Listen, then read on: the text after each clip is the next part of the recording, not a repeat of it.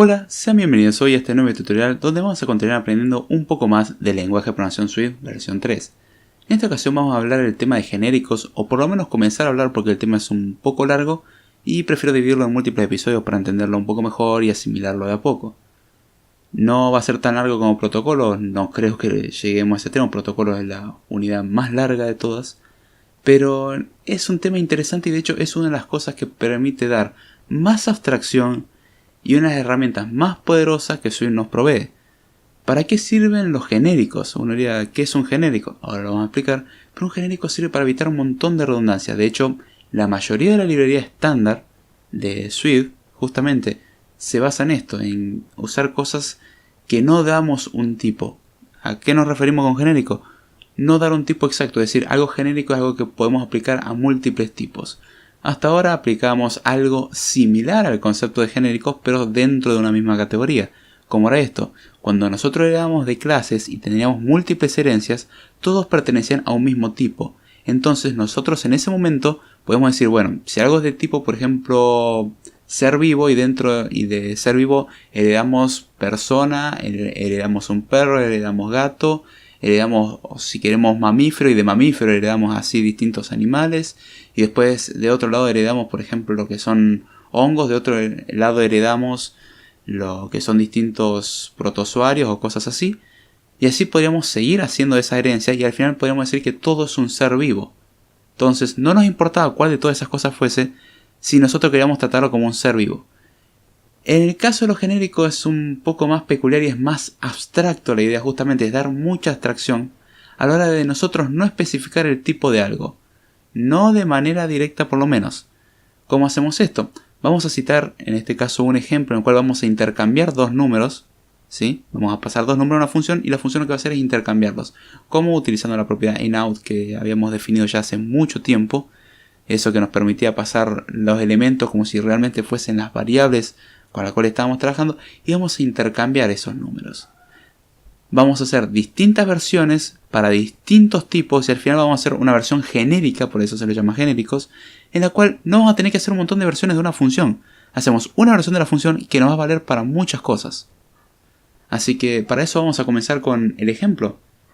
Creamos una función func intercambiar enteros, así es como la vamos a llamar. Abrimos paréntesis, ponemos guión bajo, a, dos puntos, inout, int, coma, guión bajo, espacio, b, dos puntos, inout, int. Cerramos paréntesis, abrimos y cerramos llave. Y lo que va a hacer esta función a priori va a ser tomar dos argumentos de tipo entero que van a ser inout, es decir, los vamos a tratar como si fuesen las variables originales en las cuales nos estamos basando. No van a tener etiqueta externa, pero sí interna a y b para identificarlos. Y la función en sí lo que va a hacer es intercambiarlos. ¿Cómo hacemos esto? Creamos una constante, ponemos let, la llamamos temporal a es igual a.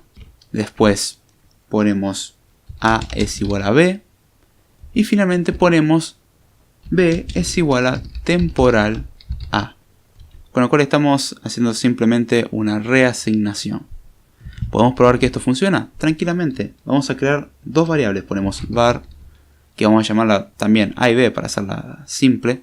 Ponemos a que sea igual a 5. Y después creamos otra variable var, b que sea igual a 7. Y ponemos imprimir print. Y escribimos el string que diga a vale, operador de interpolación a, coma, y b vale, operador de interpolación b. Después de esto voy a copiar el print para no tener que volver a escribirlo. Después de esto vamos a llamar a la función intercambiar enteros. Intercambiar enteros. En este caso lo que va a ser de a le pasamos a y lo que va a ser de b le pasamos b. Es decir, quedaría intercambiar enteros, abrimos paréntesis, ampersand a, ampersand b y cerramos paréntesis. Recordemos que cuando usamos los inouts, finalmente al hacer el llamado de la función tenemos que poner los ampersand como representación de pasar la variable y no su valor. Vamos a pegar el print de ese que decía a vale tanto y b vale tanto. Le damos a correr.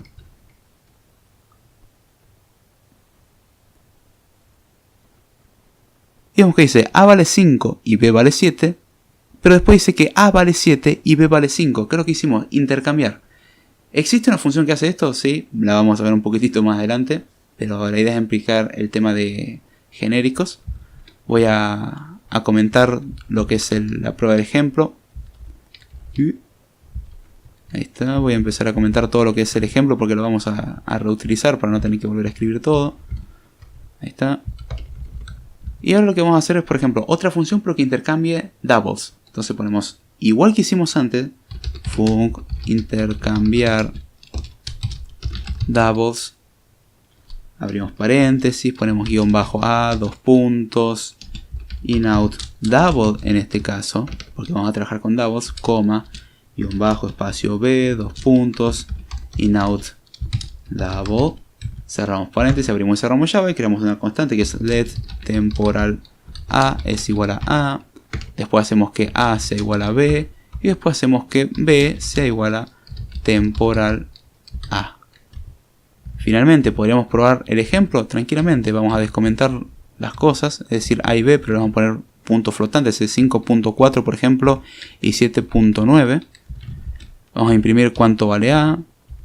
En este caso, en vez de ser intercambiar entero, vamos a llamarla a. Vamos a llamar a intercambiar doubles. Y después llamamos al print nuevamente. Le damos a correr. Y obtenemos a vale 5.4 y b vale 7.9. Pero después a vale 7.9 y b vale 5.4. Bien. Vemos que esto funciona. Vamos a crear una tercera función entonces. Ponemos func increment intercambiar strings. Va a tomar, adivinen qué, guión bajo a, dos puntos, inout string, coma b, guión bajo b, dos puntos, ahí puse un espacio sin querer, inout string, cerramos paréntesis, abrimos y cerramos llave y hacemos lo mismo que antes, let temporal a es igual a, b es igual a es igual a b y finalmente b es igual a temporal a. Si nosotros cambiamos a y b ahora por dos strings, que sean por ejemplo el string hola y el b lo cambiamos por mundo, y también cambiamos lo que es intercambiar doubles por intercambiar strings, le damos a correr. Y obtenemos a vale hola y b vale mundo. Después dice que a vale mundo y b vale hola. Todo muy bonito hasta ahora. ¿Y qué aprendimos? Nada, porque todo esto ya lo sabíamos. Pero notemos algo. Tanto intercambiar enteros, como intercambiar doubles, como intercambiar strings, además de cambiar obviamente en el nombre para indicarnos qué es lo que van a intercambiar, estamos viendo que lo único que cambian es en el tipo de lo que toman. Intercambiar entero toma dos enteros, intercambiar double toma dos doubles e intercambiar string toma dos strings. Pero el cuerpo en sí, en los tres casos es igual. ¿Esto es bueno? Sí y no. Es bueno porque nos estamos dando cuenta que hay un patrón. Pero es malo porque estamos repitiendo código. Acá ponemos una función que tiene 3 líneas. Imaginemos una función larga. Y que tengamos que repetir la función larga y estamos diciendo, bueno, sí, ya está, copia y pega y cambia lo que le tengas que cambiar. Sí, pero no es la idea. La idea de los genéricos es justamente tener una sola función que haga todo. ¿Cómo hacemos esto? Con la incorporación de los genéricos. De hecho, ya vimos algo de genéricos cuando tratamos con diccionarios y arreglos, nada más que nunca dijimos que eran genéricos. Podemos crear nuestras propias estructuras de datos que justamente tengan genéricos, como lo hacen los arreglos y diccionarios e incluso los conjuntos. Vamos a crear una cuarta función ahora. Pero esta función va a ser genérica, porque no importa lo que pasemos, mientras sean del mismo tipo, los va a intercambiar. Entonces hacemos func intercambiar, ponemos signo de menor, ponemos en este caso la letra T mayúscula. Puede ser cualquier letra, en realidad cualquier palabra, pero que empiece con mayúscula y no sea un tipo ya existente. Con lo cual estamos indicando de que vamos a utilizar esto como un marcador de un tipo genérico. Ahora lo explico.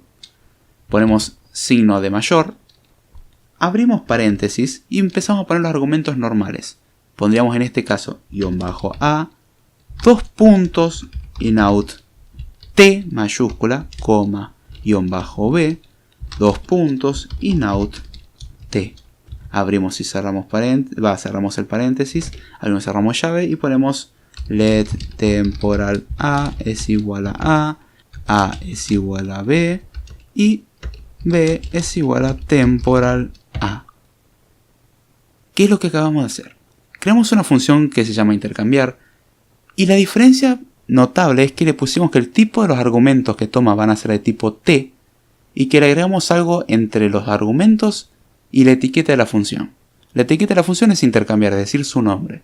Después pusimos signo de menor, la letra T mayúscula y signo de mayor. ¿Qué es lo que está indicando esto? Es un placeholder. Lo que estamos dando es una indicación de un genérico, en este caso, y significa que durante el resto de la definición de la función, T va a ser un tipo cualquiera que éste pueda ser. Es decir, donde sea T puede ser un entero, puede ser un string o lo que sea. Pero una vez que se le asignó un tipo, en el resto de las ocurrencias va a ser igual. Es decir, si el argumento A es T y el argumento B es T, si en la asignación o en el llamado de la función el primer argumento que es de tipo T es un entero, a partir de ese momento la T es un entero. Es decir que B no puede ser un string. Tiene que ser sí o sí un entero. Si queremos que sean dos tipos diferentes, tienen que ser dos letras diferentes. Como en este caso la única letra es la T, significa que a partir de la primera asignación o el primer valor que se le puede dar, se establece el tipo. Así pues, tenemos en este caso que intercambiar puede tomar cualquier cosa.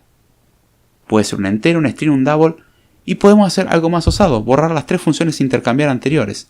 Con lo cual quedaría la función intercambiar. Y ahora, en vez de intercambiar strings, ponemos directamente intercambiar A y B. ¿Qué pasa si ejecutamos esta función? El resultado obtenido es exactamente el mismo. Dice A vale hola y B vale mundo. Y después A vale mundo y B vale hola. Bien, esto funcionó. ¿Qué pasa si en vez de ser strings le ponemos enteros? Ponemos por ejemplo que B valga 3 y que A valga 5. Le damos a correr. Y nos dice que A vale 5 y B vale 3, pero después que A vale 3 y B vale 5. Y usamos una sola función. Y ese es el chiste de los genéricos. Definir una función para todo. Una función genérica que funcione en cualquier tipo. ¿Se le pueden aplicar restricciones? Sí. Hay ciertas restricciones. Por ejemplo, podemos decir que T sea algo comparable, que nos va a interesar en ciertas ocasiones. Que tengan ciertas características y se adapten a ciertos protocolos. O hereden de ciertas cosas. Podemos hacer ese tipo de cosas.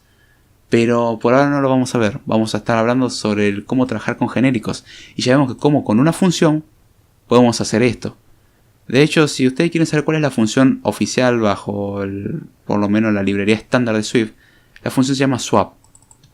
Ponemos intercambiar, en vez de intercambiar ponemos swap y le damos a correr. Nos va a decir que A vale 5 y B vale 3 y después que A vale 3 y B vale 5.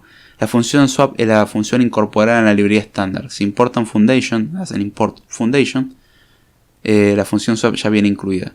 No tienen que definir la función intercambiar, pero es una muy buena función para ejemplificar el cómo utilizar genéricos. Y en este caso estamos viendo cómo creamos una función que puede tomar lo que nosotros querramos y mientras sean del mismo tipo podemos intercambiar sus valores.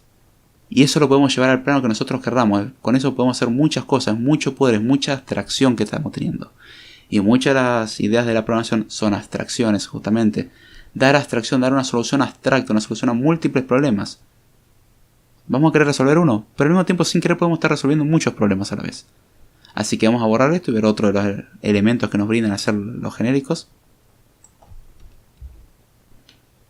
Ahora vamos a ver lo que son los nombres de los parámetros de tipo. ¿A qué me refiero con esto? Hasta ahora pusimos una letra T mayúscula. ¿Tiene que ser la letra T mayúscula? No, en realidad es cualquier palabra con la primera letra mayúscula con la cual estamos indicando un tipo. Y esto lo podemos usar para definir nuestras propias estructuras de datos. Voy a definir una estructura de datos muy simple, que es una pila, que va bajo la filosofía del LIFO, por su sigla en inglés, que es Last In First Out, que es el último que entró, es el primero que sale. Y es una estructura en la que nosotros vamos apilando elementos y lo podemos pensar como una pila de platos. Al que quiera saber más sobre las estructuras de datos como esta, pásese por el podcast de CodeTime. Uno de los primeros episodios donde hablamos de estructuras de datos y eso que justamente hablamos de pilas, colas, árboles y un montón de estructuras que son muy útiles para la programación. La pila, para dar un resumen rápido, tiene la característica de que lo último que se mete en una pila es lo primero que se saca. Es como una pila de platos. Así que vamos a crear una pila de enteros. Entonces creamos una estructura, struct, la llamamos pila enteros. Abrimos y cerramos llave. Y dentro de pila entero lo que vamos a tener, primero una variable va a ser var datos, que va a ser igual a una lista de enteros que va a estar vacía, es decir, definimos una lista vacía, inicializamos una nueva lista. Después ponemos mutating func, lo cual estamos creando una función que va a mutar la estructura. Entonces ponemos mutating func, la vamos a llamar push, push, que es básicamente un método que sirve para agregar un elemento a una pila. Vamos a respetar los nombres estándares. Abrimos paréntesis, ponemos guión bajo como etiqueta externa, a como etiqueta interna, dos puntos de tipo entero, cerramos paréntesis, abrimos y cerramos llaves. Y este método lo que va a hacer es soft.datos.append de a. ¿Qué es lo que hace el método? Agregar un elemento a la lista al final. El append, recordemos que siempre agrega al final. Vamos a crear otra función que se llame mutating func, la cual en este caso la vamos a llamar pop, por la operación de extraer un elemento de una pila, y la pila, recordemos que se saca lo último que se ingresó, y si nosotros estamos ingresando al final vamos a tener que sacar el último elemento. Entonces abrimos y cerramos paréntesis porque el pop no necesita tomar argumentos, pero como somos buenos desarrolladores vamos a hacer que el pop devuelva este elemento que estamos sacando de la pila. Entonces ponemos la flecha de retorno y ponemos el tipo entero, es decir, la función pop va a sacar el último elemento de la pila y lo va a devolver. Abrimos y cerramos llave, y ahora lo que hacemos simplemente es poner return soft.datos.remove last. Abrimos y cerramos paréntesis y con esto ya está. ¿Qué hace remove last? Elimina el último elemento si es que se puede. Si no se puede, falla. Eso se avisa. No es que, bueno, si no se puede te retorna un nil. No, si no se puede se rompe todo. La idea es que siempre se compruebe la cantidad de elementos. Por cuestiones de simplicidad no lo vamos a hacer. No vamos a hacer comprobación ni nada. Es muy simple, la comprobación es un if. De última habría que volver un entero opcional y en caso de que ya no haya elementos retornar nil, y en caso de que haya elementos retornar lo que estamos retornando ahora. Esto podemos decirlo como una función pop insegura, es decir, un safe. No chequea nada. Hace la operación si puede y si no puede se rompe. Podemos probar esta estructura tranquilamente. Así que para esto vamos a crear, en este caso por ejemplo, var, lo llamamos pila, es igual a pila enteros. Abrimos y cerramos paréntesis. Después ponemos pila.push y le agregamos por ejemplo el número 1. Después pila.push el número 2. Pila.push y el número 3. Y finalmente vamos a imprimir. Ponemos print de pila.pop. ¿Qué es lo que nos da pila.pop? Pila.pop nos tiene que dar el último elemento que agregamos. ¿Cuál tendría que ser? 3. Probemos si esto funciona. Vemos que nos da 3. Funciona perfectamente. Ahora, ¿cómo podemos hacer de que esta pila no solamente, vamos a borrar el ejemplo, no solamente trabaje con enteros? Habría que crear una pila que nos permita trabajar con enteros, que nos permita trabajar con doubles, que nos permita trabajar con string. ¿Cómo podemos hacer esto? En este caso es una estructura simple. Ponemos struct, la vamos a llamar en este caso pila. Ponemos el placeholder al igual que lo habíamos hecho anteriormente, es decir, ponemos el signo de menor. Algo que nos indique que va a ser un tipo genérico. En este caso, para no poner la letra T y que es algo más entendible, ponemos elemento con la E mayúscula, el signo de mayor, y abrimos y cerramos llave, con lo cual estamos diciendo, dentro de esta estructura pila, cada vez que nosotros escribamos elemento, lo vamos a considerar como un tipo existente, aunque elemento no esté definido en ningún lugar. Nosotros estamos viendo el código y en ningún momento definimos lo que es elemento. Lo que estamos diciendo es que elemento es un tipo genérico, puede ser cualquier cosa. Hasta ahora no le dimos ninguna limitación, puede ser lo que nosotros querramos. Un entero, un double, un string, un carácter, una estructura que nosotros hayamos creado. Puede ser una pila de enteros si queremos también, por alguna razón queremos tener una pila de pilas, se puede. Pero mientras tanto, internamente lo vamos a llamar elemento.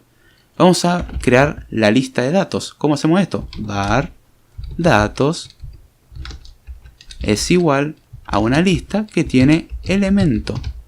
abrimos y cerramos paréntesis para indicar de que la lista está vacía, y vemos que Xcode no nos chilla por nada, no nos reporta ningún error, y está funcionando. ¿Por qué? Porque dentro de esta estructura elemento tiene sentido.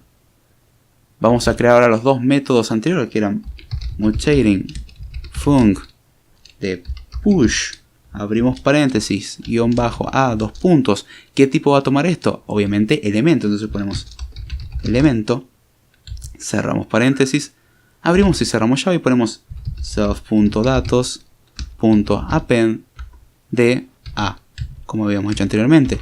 Finalmente hacemos la segunda función, mutating func pop, abrimos y cerramos paréntesis, la flecha, vamos a retornar un elemento porque la lista que tenemos es de elementos. Elemento, abrimos y cerramos llave y ponemos ahora return de self.datos.removeLast. Es remove last si lo queremos leer mal. Abrimos y cerramos paréntesis.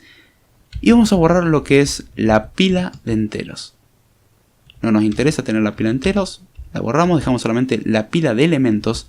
¿Y cómo definimos ahora una instancia de esta pila? Ponemos, por ejemplo, fuera de la definición, una variable var. La vamos a llamar en este caso pila, al igual que el ejemplo anterior. Va a ser igual a pila, signo de menor. Ponemos el tipo de elemento que va a tener. En este caso va a ser, por ejemplo, de tipo string. Y después el signo de mayor. Abrimos y cerramos paréntesis. Y listo. Acabamos de crear una pila que puede tener cualquier elemento, en este caso de tipo string. Si el string lo reemplazamos por otra cosa, va a ser de ese tipo. Y si recordamos esta sintaxis, es básicamente la sintaxis para crear arreglos, para crear diccionario y para crear conjuntos. Entonces, arreglo, diccionario y conjunto utilizan genéricos. Perfecto, estamos usando nosotros también genéricos. Estamos creando una estructura de datos que no es la mejor forma de hacerlo. Podríamos hacerlo un poco mejor y agregarle más funcionalidad, pero hasta ahora tiene solamente estos métodos.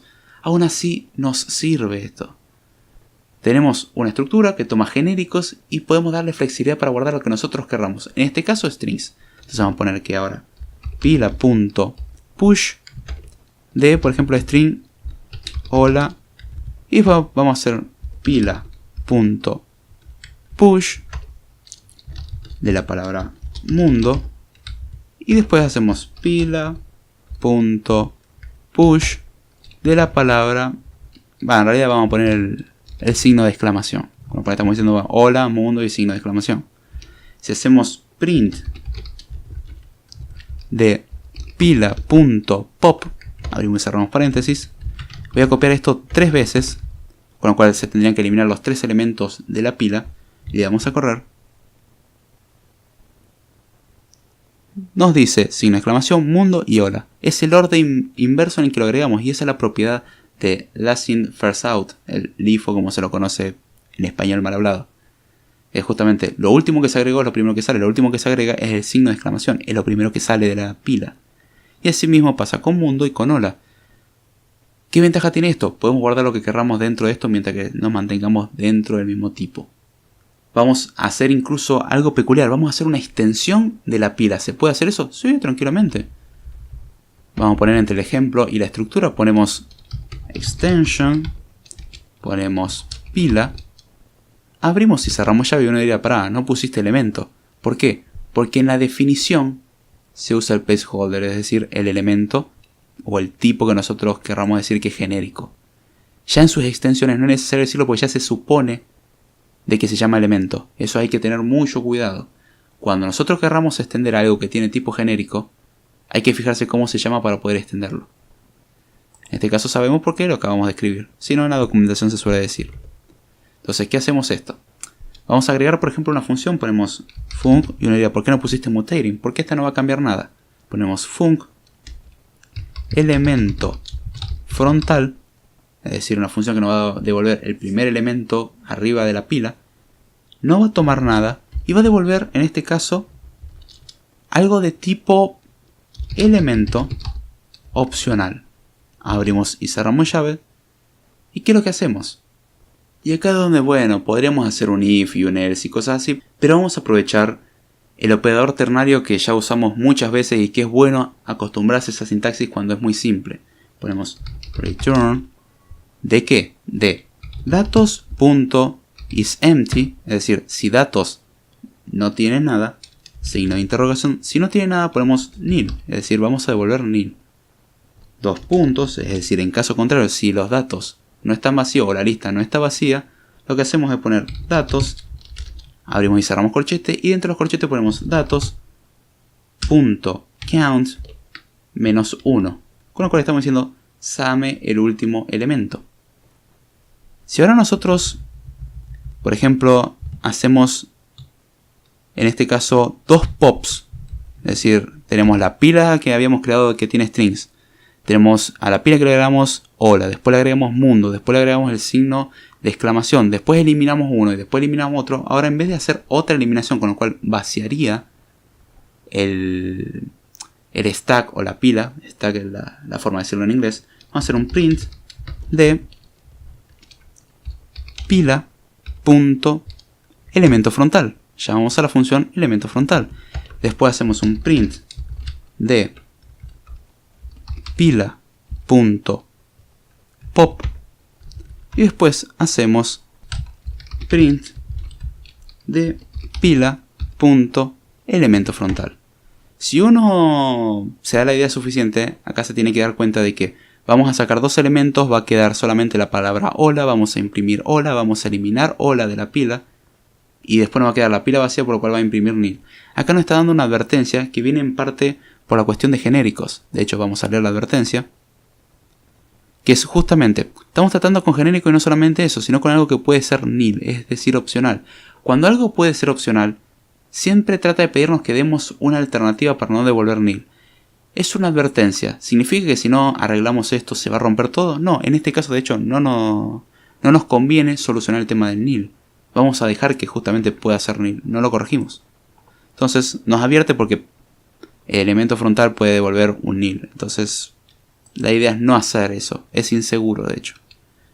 Pero aún así vamos a correr, no nos va a importar esta advertencia y vamos a ver el resultado, a ver si es lo que nosotros estimamos.